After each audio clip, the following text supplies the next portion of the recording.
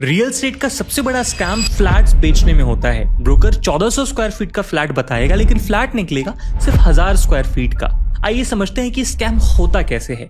देखिए, फ्लैट के अंदर का जो पूरा एरिया होता है उसमें से वॉल्स की थिकनेस को अगर हम सब्ट्रैक्ट कर दें तो हमें मिलेगा कारपेट एरिया, और यही फ्लैट का एक्चुअल यूजेबल एरिया होता है। लेकिन अगर कारपेट एरिया में वॉल्स को, बालकनी को और टेरेस को इंक्लूड कर दिया जाए तो जो एरिया मिलता है उसे बिल्टअप एरिया कहते हैं। इसलिए बिल्टअप एरिया हमेशा कारपेट एरिया से 10 से 15% ज्यादा होता है।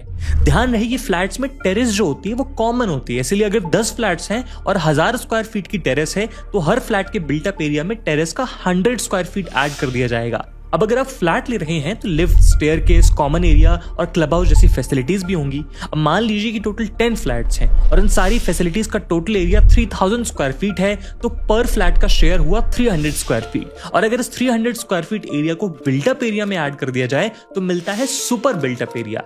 यानी एक्चुअली जिस फ्लैट का कारपेट एरिया 1000 स्क्वायर फीट था उसका बिल्टअप एरिया हुआ 1100 स्क्वायर फीट और सुपर बिल्टअप एरिया हुआ 1400 स्क्वायर फीट। और कई बार बिल्डर्स और डीलर्स इन नंबर्स को इंटरचेंजेबली यूज करते हैं, जो कि गलत इंफॉर्मेशन है। दोस्तों, क्या आपने भी ये स्कैम देखा है? कमेंट सेक्शन में जरूर बताइएगा और ऐसे इन्फॉर्मेटिव वीडियोस के लिए फॉलो करें आदर्श गुप्ता को।